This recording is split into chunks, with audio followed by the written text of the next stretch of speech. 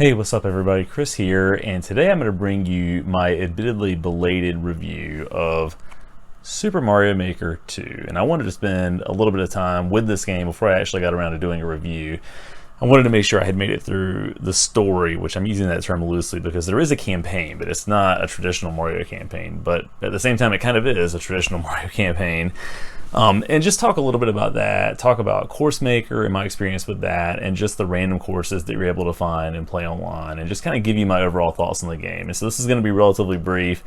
I'm not going to try and include any gameplay footage of it because there's a ton of that out there online. You know, you can dig around and find the really hard levels and what those look like, and some of the more accessible levels, and even the Nintendo-made levels that are part of the campaign. So right off the bat, I love this game. I'll just say it up front. I think it's a great game. I think it's one of the best games that you can get for the Switch. I think it's one of the best values for a $60 price tag on the Switch as well.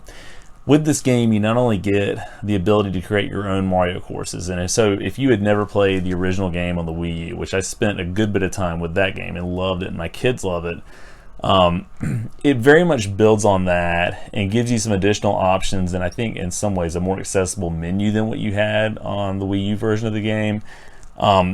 It's definitely different in its design, but it's a true and authentic extension of what that game had. So I think Nintendo did a really good job of building on that.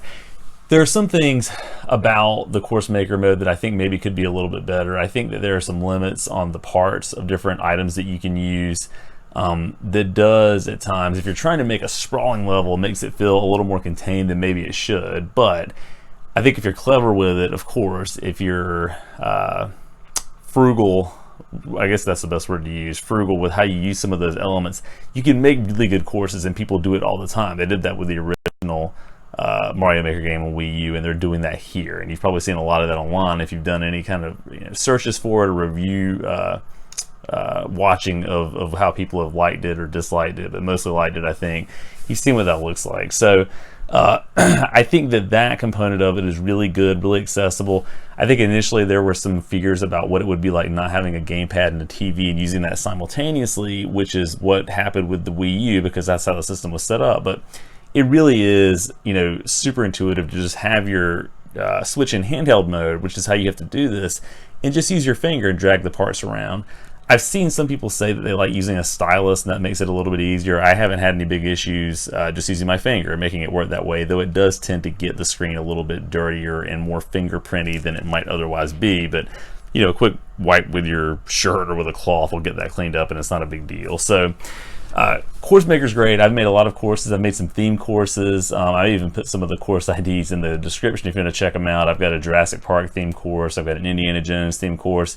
I've got a couple of more standard courses, and one that I built with my 8-year-old son, which is really fun, I think. He had a lot of input on that one. So again, a really accessible, creative, and in my experience, intuitive game. It's easy to get into. The story mode is also really good, surprisingly good. It's not as robust as what you would get with something like Super Mario 3D World on the Wii U, and of course it's not going to be on the level of something like Super Mario Odyssey. I would say though that what you do get is not too far off base from something like what you would see with Super Mario Bros. U Deluxe, to be honest with you. That of course has a little bit more in way of cutscenes, in way of a more structured story. Here you're trying to help rebuild Princess Peach's castle after it's destroyed. The way you do that is you go through a certain list or a certain set of Nintendo design courses that are there to teach you about the game. So really the campaign is kind of like a prolonged tutorial to show you what's possible if you spend time with Course Maker and what you can do with that. A lot of them are really clever. Some of them are maybe a little too short in my opinion, but most of the levels are great. I finished the story, but I haven't finished every level that comes with that. So I think there's something like 100 courses that are part of that. I finished 70 to 75 of those, and that was enough to actually finish the campaign or the story, but I am going to go back and finish the rest when I have time to do that. But so far, I've really enjoyed it. It's been great. The courses that people put out there online, as you would imagine, and as was the case with the first game, are just, they range from totally insane and possibly difficult. There's one that has, a million swinging lines of fireballs throughout it. It's a variation on the original Mario Brothers World 1-1. That's worth checking out. I may link to that too if I can find the course ID for that. But then there are some that are just, you know, accessible, they're short and they're sweet, and you can actually tag the levels and kind of browse and see what fits your play style and what it is that you want to spend your time doing. If you're in the mood for a challenge, there are ample courses that are going to take forever to get through. If you want something that's going to be a little bit more laid back, you've got that option as well. You can look at courses and design courses using, let's see if I get all these right, kind of a variation on Mario 3D World's map. So, or their course design. Hey, Rocket. I think you guys have seen Rocket in another video. Here's Rocket coming to see what's going on. So there are some variations on that. It's going for my mic cord. I have to put you over here, buddy, just for the time being.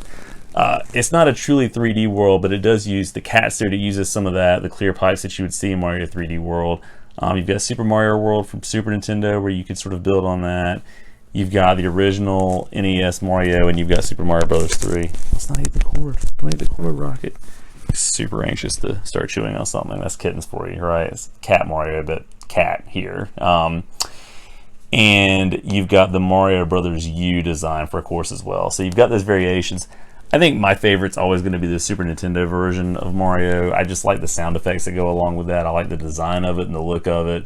But there's a little something for everybody. So, you know, as far as value goes, it's hard to do better than what you get with this. You kind of have really three games in one, and really an infinite number of Mario levels for $60, and you can pick up and play whenever you want to. I have gotten a ton of hours out of this already after having only played it for a week and a half, something like that. Now, one area where I do think that this could have some improvement, and a lot of people have already voiced this even before it came out, is online. I have not played with randoms online yet because I don't really want to do that.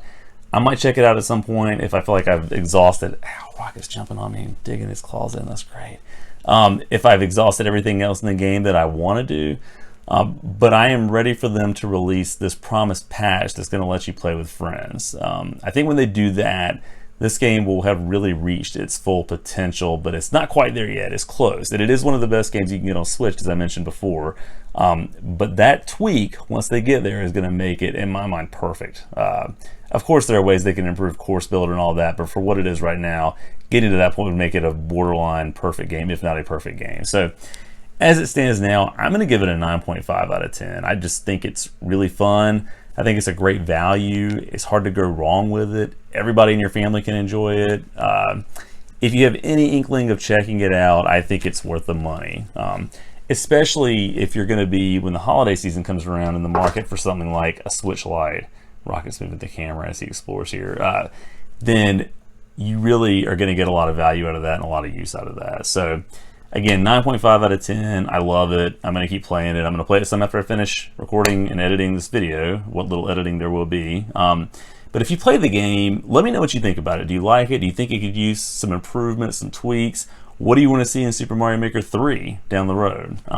If you like the video, be sure to give it a thumbs up. If you like the content, be sure to subscribe.